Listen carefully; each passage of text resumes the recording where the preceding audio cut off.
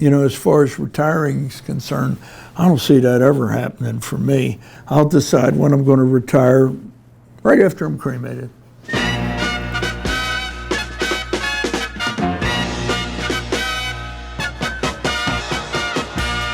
My name is Bob Parsons. I'm the CEO and founder of Yam Worldwide and PXG, Harley-Davidson of Scottsdale, Yam Properties, and on. It's always reasons to move on, and it's always reasons to stay. I tend to move on when it gets to the point where I see a change in economics.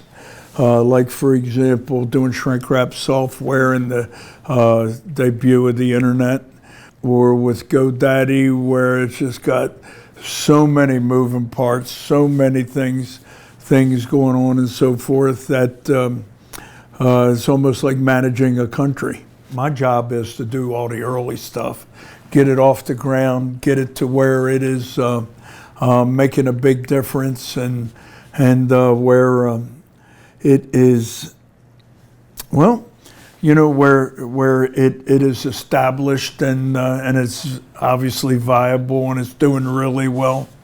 And then when it gets to that point, then maybe it's time for me to move on. I went to the University of Baltimore, and they had a program for veterans, and so I graduated with a degree in accountancy, magna cum laude. I took the CPA exam. I passed it the first time. The genesis of all that was I was working as an accountant. I was a controller with Commercial Credit Leasing Corporation in Baltimore. So they sent me to schedule out the assets of this leasing company in Redwood City, California. And after I finished doing that, this is back in '75. After I finished doing that, I had a 12-hour layover before my flight back to Baltimore. So I found myself on Stanford campus and went to the bookstore and bought a book on programming in the basic computer language. And during the layover, I read a substantial part of that book. And I also wrote my first what would become my first computer program. I started writing a program that would do the family finances, and over the years it got good. And I called it eventually I called it Money Counts, and I tried selling that out of the basement of my house in my first year. $15,000 I put in the business, and I bought these small little ads, lost everything. I might have sold 3 copies. And then the next year, I had close to 25,000, and did the same thing again, kept improving the software, and lost all of that. And the third year, I just continued to work on the software, and then I got a call one day from these people that worked at this magazine, this little rag out of Fort Dodge, Iowa, called the Computer Bargain Line, and they had the front page that was available. Somebody had bought it and then dropped out. I mean, this is the front page of the magazine, right? So they said that it's normally like 15, 20,000, something like that. They could sell it to me for 5,000, and would I be interested in it? And so I went ahead and said, you got a deal. I had an ad made up, and I can still see it now. It says Money Counts, and I dropped the price all the way to $12, but it only cost $12.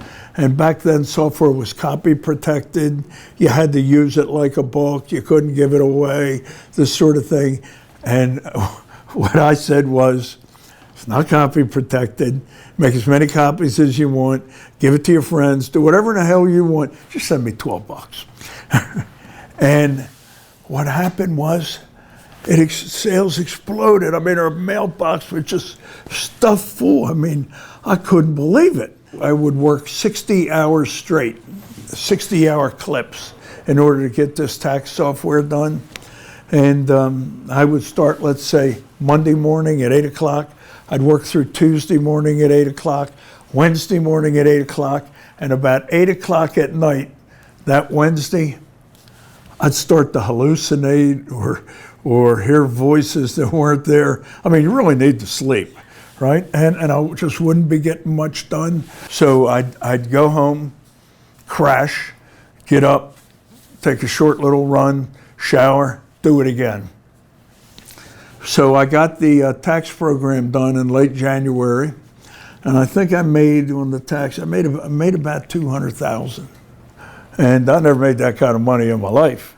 And then next year, selling tax software, selling financial software. I had a guy who wrote a Bible concordance lookup program, so I brought him into the pack. And people hearing the name Parsons Technology thought the company was founded to do the Bible software. It was just the opposite. Anyhow, so that became our church software division.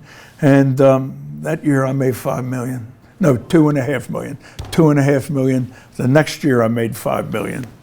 And then in '94, decided to sell it. We seen the advent of the internet coming. We were doing shrink wrap software. Sold the company to Intuit for $64 million. I have this here, Department of the Navy. This was given to me in 2014 by the Department of the Navy, and it is a public service award for supporting services that are providing treatment for wounded and injured veterans. I think it's safe to say that since I came home, everything I've ever accomplished I owe to the Marine Corps. What the Marine Corps taught me, they taught me a number of things. Most important, they taught me the importance of responsibility and honoring it, and the importance of discipline. They also taught me that I could accomplish way more than I ever thought I could, and that I had a right to be proud.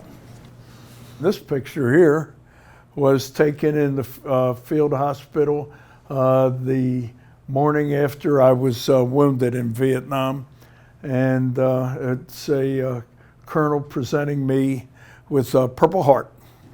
So what we would do is our task was to protect these little villages, and we did that by setting up ambushes at night. So one of the things I learned when I got there was that the squad had been ambushed, my squad, a few days before I got there, and they had 5 serious casualties. 4 of them were fatals. After I learned this, I went and the place used to be old French fort there that was overrun. Could be a movie set, shell holes in it and all that sort of stuff. So I sat on one of the walls and looked out in the valley, and I remember thinking, how in the world am I going to survive this? I'm going to be here for 13 months. I don't know the first thing about being in the bush here. The senior guy with my squad is here 6 weeks. And the tour's 13 months. So, I mean, it just seemed daunting to me. Then what turned it around, I just am sitting out there looking out with a blank mind, and then I just had this thought, I'm going to die here. This is where I'm going to die. And as soon as I accepted that, I was at peace. It was like all the stress left, and I made myself 2 promises.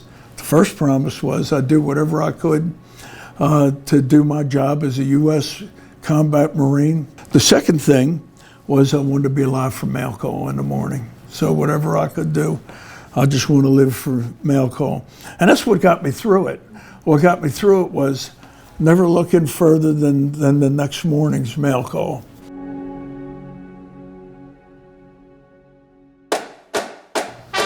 Since I started Parsons Technology, I haven't really started a company that failed.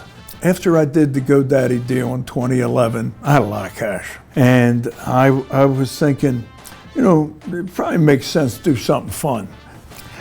And in, I would say, March or April of 2013, I went ahead and had the opportunity to play the golf club Scottsdale. And I loved it. I just loved it. It was surrounded by 3 million acres of government land.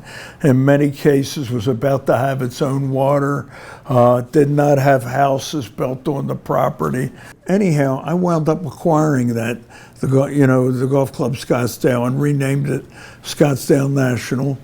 And then I acquired the property next to it was a big housing development about to go in, and I acquired that, and I built the second course, and then I built a little 9-hole course and a second clubhouse. And right now, there's no other club in the world like it.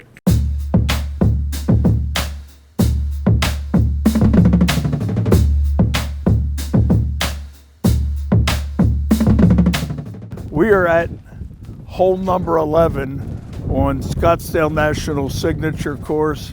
It's called the Other Course. It was constructed over 1 year, and the guys who did the earth moving, as well as the architects and the designers, these are very talented people, and this looks like it's been like this for 100 years. So what a job they did. I usually play 2-3 times a week. And if it's not, sometimes I don't play at all. So it really just depends, but I love being here. This is my happy place. Scottsdale National came slightly before PXG. The same time I was at Scottsdale National when I first bought it, I had a guy come over and talk to me, and he goes, if you ever thought about starting a golf club company, you should talk to Mike Nicolette, who was one of the chief engineers at Ping. I talked to Mike and I said, Mike, I want a club that looks like a blade but performs, is more forgiving than a cavity back. I want it to launch higher, go farther, be more forgiving than anything out there, and I want it to look incredibly sexy, and I want it to feel as soft as butter when you hit it. So they went to work, and we had a number of false starts, and we finally settled on a hollow-bodied club with that was injected with a special polymer that would absorb the impact, provide the oomph to get the thing a little further out there, more distance. It also was more forgiving. It felt soft as could be, and because of the proprietary way that we injected it and what we use, we have developed the thinnest face in golf. And that nobody's been able to emulate it. That's our PXG clubs, and they are excellent. I believe we make the best sticks money can buy. Right now we have 16 stores. By the end of the year, we should have 21. By the end of 2023, we'll have close to 40, if not more. Stores afford us a place where our customers can go and interact with the brand, as opposed to the internet, as opposed to, a phone call. And they can walk into our store, they can feel and touch our products, they can talk to our employees, and they can interact with the brand. And to me, that's incredibly important.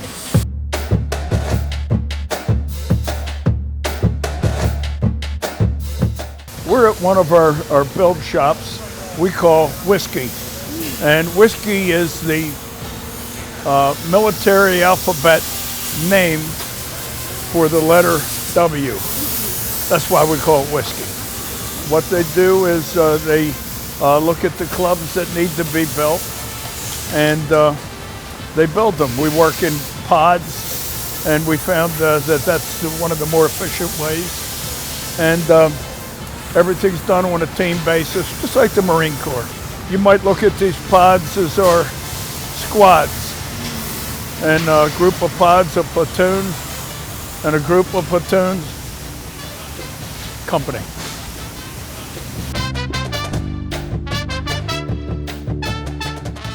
I grew up in East Baltimore, which was a lower class blue collar neighborhood.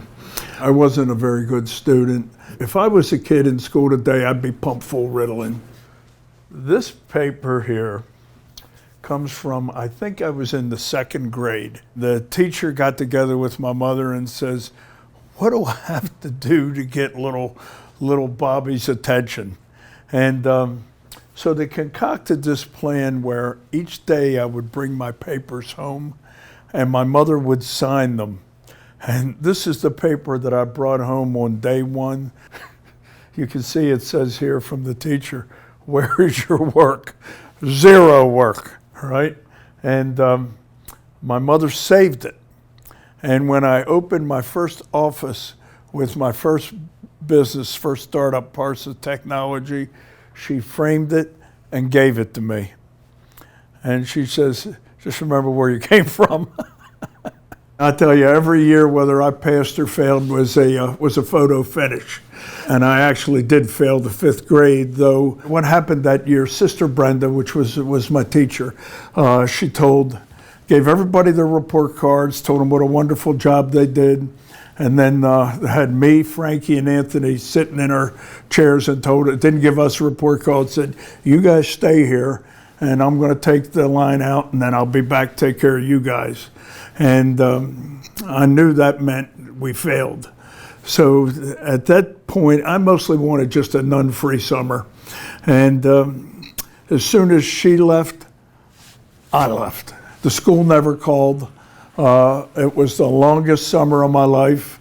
So I got to the first day of school for the new year, had all my new school stuff, and I got in the 6th grade line. So the bell rings, and the lines start going in, kindergarten, 1st grade, 2nd grade, and gets up to 6th grade, and I'm about the last guy in line. And Sister St. Thomas, she pulls me out of line, put me up against the wall, and her nose must have been this far from my face, and she said to me, Sister Brenda told me what you did. She told me that you failed, but you didn't wait around for her to process it, that you went ahead and left. She didn't know what to do, so she passed you. I mean, it was one of the best things I've ever heard. I graduated from high school. I thought I was going to fail most of my classes. And so I had 2 friends of mine, Charlie Mason and Aggie Sorokas, after gym class one day. They came to me and they said, we're going to go down and talk to the Marine Corps recruiter. When I got my orders, I showed all my teachers. A number of my teachers, when I showed them my orders, they cried. And they all passed me. And then, so we spent the summer knocking around. In August, we went to Paris Island for boot camp, went over to Vietnam. When I got back from Vietnam, I was a different guy. And I was a different guy in good ways and not so good ways. I came home with flash temper. I was often described as the most intense person anyone has ever worked with. I mean, I was one focused dude, I gotta tell you.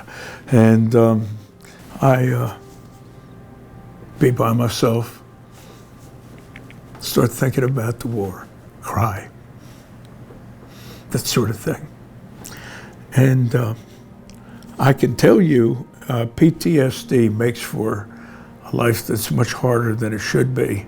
And it's not only for the veteran, he or she, it's also for their family. You know, I've often said that one of my true regrets is that you know, when I came back, I was a worker bee. I mean, I put in some hours, and that continued long. But one of my regrets has always been that I wasn't around my kids as much as I would have liked to be. But given the PTSD and how I was then, probably a good thing I wasn't around. And, you know, I got my PTSD where it's pretty manageable now, and I have a good relationship with each one of them. The one thing about PTSD, to understand that, how it is to understand how I am after I've had it treated. I talked to my wife about the PTSD and what I'd like to do to get rid of it. I mean, it just to get back to the way I was, and told her I'd like to try psychedelics because I've never done anything like that, so she had me hooked up with 2 people that treat vets under the radar within 2 weeks. And I met with them later that year in August in Hawaii. Started doing it on the first day. I took ayahuasca. And I didn't hallucinate, but I could tell. And what the psychedelics do, the psychedelics is make the person that's being treated receptive to the treatment. It makes them willing to make changes, open to make changes, and more open to talk about and reliving the experiences that got them there. So ayahuasca did that for me. On the second day, I took magic mushrooms. And my guide told me, he said, I made a teapot of tea with these magic mushrooms with psilocybin, and I made it really strong. It holds 3 cups. You only need 1 cup. Well, I drank all 3 cups, and I ate the tea bags. The guy said, I've never seen anything like this before. And did I hallucinate? No, but was I lit? I'd say righteously. And of course, and we stepped through it more, and it's painful, and tears, and getting treated with psychedelics is not a happy thing, because you're going to relive. You're going to relive what's causing the problems, but that's the only way to get it out in the open and to treat it. The 4th day, rather, was LSD, and I can tell you the whole treatment was painful, but it was so worth doing. And afterwards, people could not. They were amazed by the change in me. I said, "What happened to him? He's so nice. He's so easygoing. He has no temper." It had been 49 years since the war. I finally came home. This is when I was the guest of honor for the Marine Corps' evening parade at 8th and I Barracks. You know, I do a lot of public speaking, and one of the things I get asked time and again is, what in my life am I the most proud of? And it's a very easy question. I am a United States Marine.